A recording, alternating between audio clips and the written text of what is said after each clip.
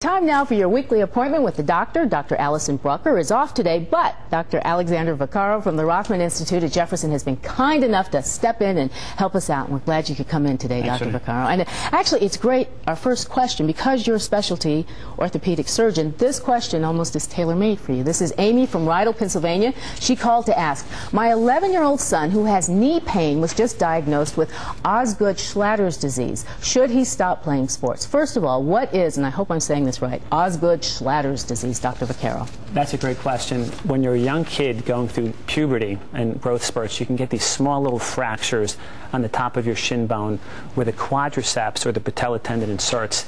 And if you do a lot of running, jumping, twisting, you can get these little fractures. It happens in 1 out of every 5 children, so it's something we commonly see in orthopedics. Unfortunately, he has to take it easy, and he can't participate in those sports. Which is hard to tell a young boy, you've got to take it easy, but the advice there is that he really needs to. 11-year-old's not going to like that. Right. Okay. All right. Very good. All right. Our next question comes from James in Philadelphia. He wants to know, is it too soon to get a seasonal flu shot if it hasn't been a full year since my last shot? Dr. Vaccaro. You can go at least 6 to 8 weeks between flu shots. Now is the time to get it in September, October, November, because the flu begins usually in January and February. So as long as you have a window of 6 to 8 weeks, it should not be a problem. Okay, very good. Our last question today comes actually from our Facebook page. Wesley asked, my thyroid medicine dries out my throat. Drinking water doesn't even seem to help. Any suggestions, Dr. Vaccaro?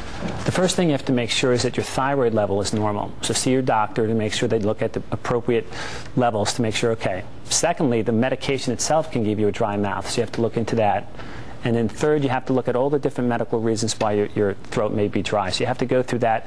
And as an aside, avoid salty foods, don't drink any alcohol, avoid smoking cigarettes, avoid things that we like to do. And those things should get you through the storm. Okay, good advice. Thanks a lot for coming in, Dr. Vaccaro, today. We certainly appreciate it. Now, of course, remember the answers that you get here, they're not a diagnosis to any medical condition you have. If you have symptoms of any illness, we tell you this every week, please see your doctor. But you can always ask our doctor as well. Go to NBCPhiladelphia.com and search Ask the Doctor. Post your question, and it can be answered on the air. Thanks again, Dr. Vaccaro. Well, some great news.